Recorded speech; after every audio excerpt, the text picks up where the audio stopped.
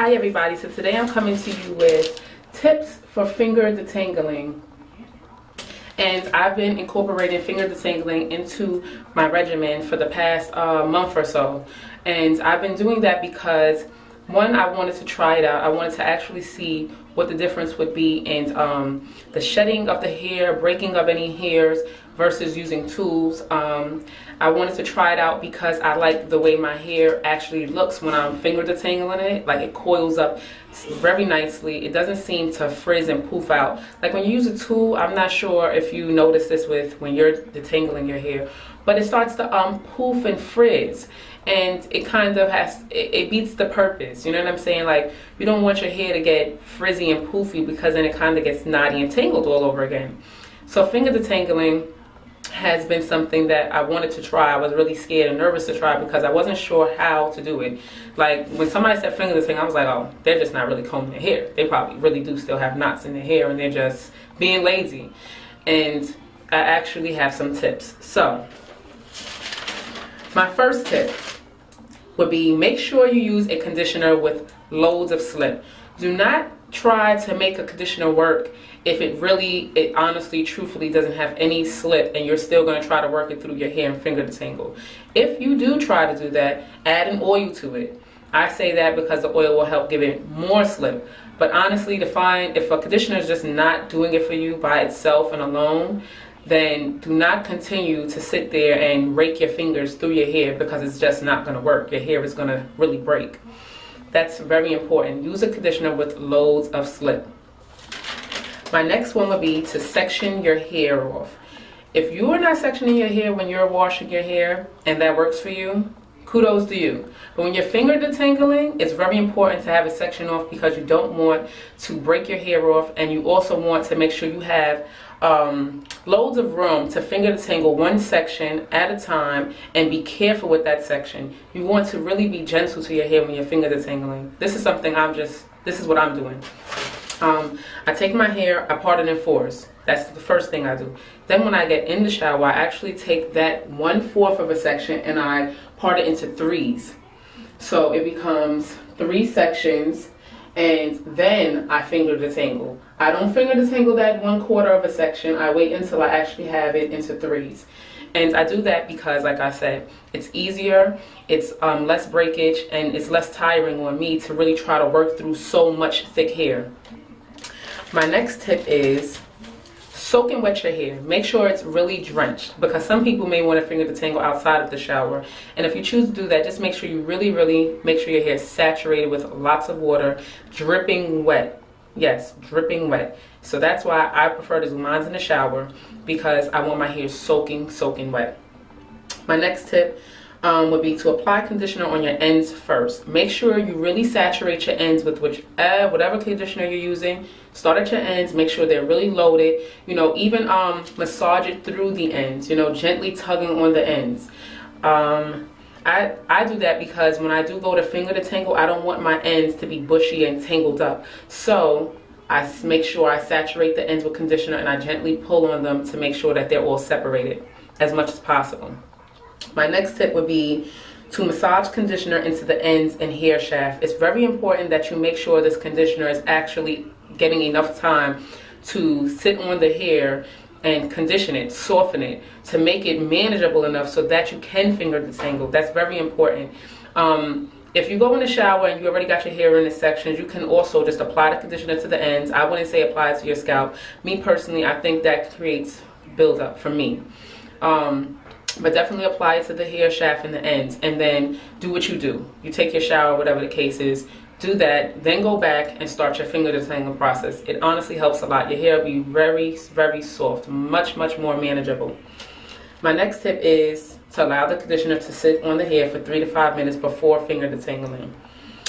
Make sure to take your time. Make a slot available for finger detangling, because honestly, it could be my wash day. But let's just say that I wind up doing it late at night. I am not going to finger, I know I'm not going to want to. I'm not going to want to be patient and stand in the shower for an hour and a half to 2 hours to finger detangle.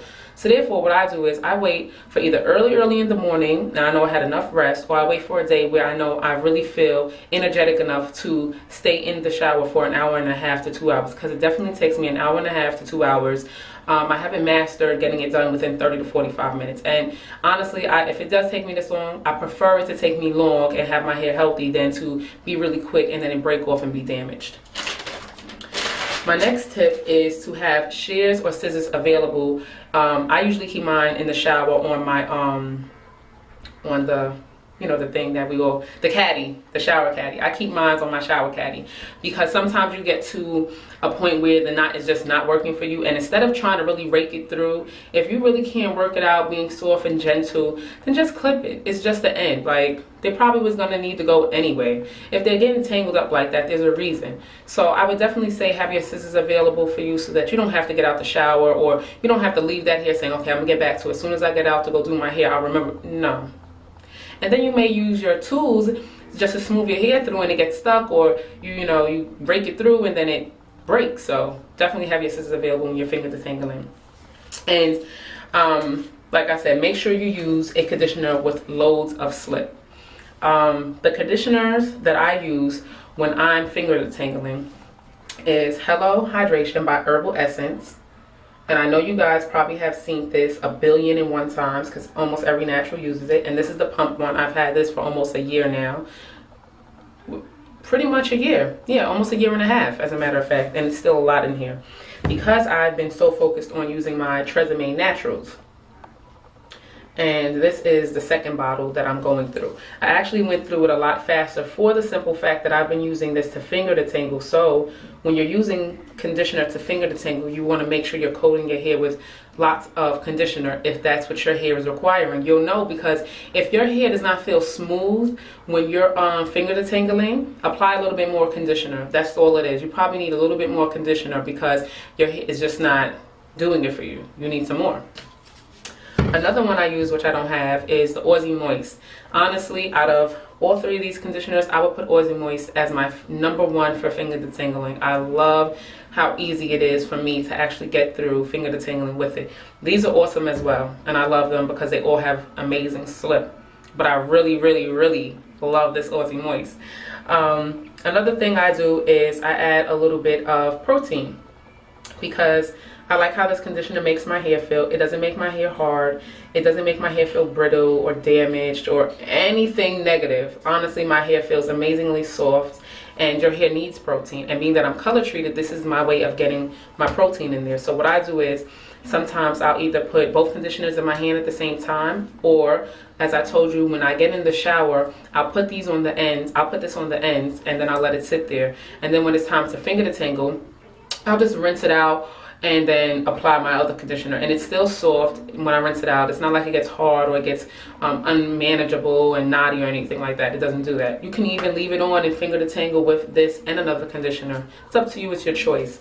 But honestly, the main thing with finger detangling is to make sure you have enough time, to make sure that you're going to be gentle to your hair, to make sure that you're not tired and that you're not lazy.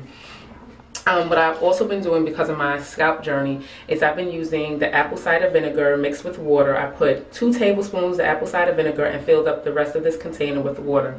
This is a 300 milliliter bottle. I'm not sure how many ounces that is because, you know, I'm not sure of that. I'm not sure. But I fill it up with, like I said, 2 tablespoons of the apple cider vinegar, and then I just add warm water from my faucet, tap water. And I apply it, I saturate my scalp with it, and I massage it in. And I do this each and every time, even if I'm just finger detangling, cold washing, or if I'm shampooing, whatever I'm doing, this stays in my shower. So I'm always using it. And another thing I wanted to say is I don't put the conditioner on my hair because it creates buildup for me. And I think that if you have that issue, then you should definitely make sure you keep the conditioner to your ends and your hair shaft. And that's very simple and easy. But then also the apple cider vinegar comes in handy because if you do happen to get it on your scalp and it's loads of it on your scalp, you can always just rinse that conditioner out when you finish finger detangling and apply the apple cider vinegar. So I think these tips are really great for somebody who's a beginner in finger detangling, which I am. And like I said, I've been doing finger detangling for this month, and I've done it about 3 different times. And this is what's really helping me, and keeping your hair in sections. And if finger detangling is not for you, it's not a problem to use a tool. It's just about being gentle with your hair.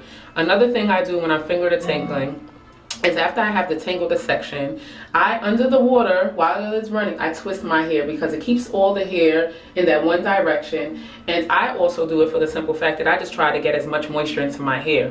That's my real reason for doing that. I like to keep my head under the water as much as possible when I'm in the shower because I like my hair to get all the moisture it can. What else? I don't really use these to co-wash anymore since I've realized that I do get product buildup from putting conditioner on my scalp.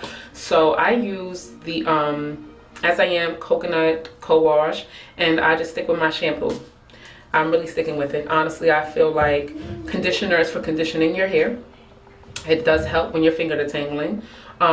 If you decide to, I used to do it in the summertime, and I do it in the wintertime when I step into the shower and if I don't have a particular hairstyle that I'm trying to save, I'll just wet my hair and just put some conditioner on the ends, rinse it off, and then, you know, do my lock method.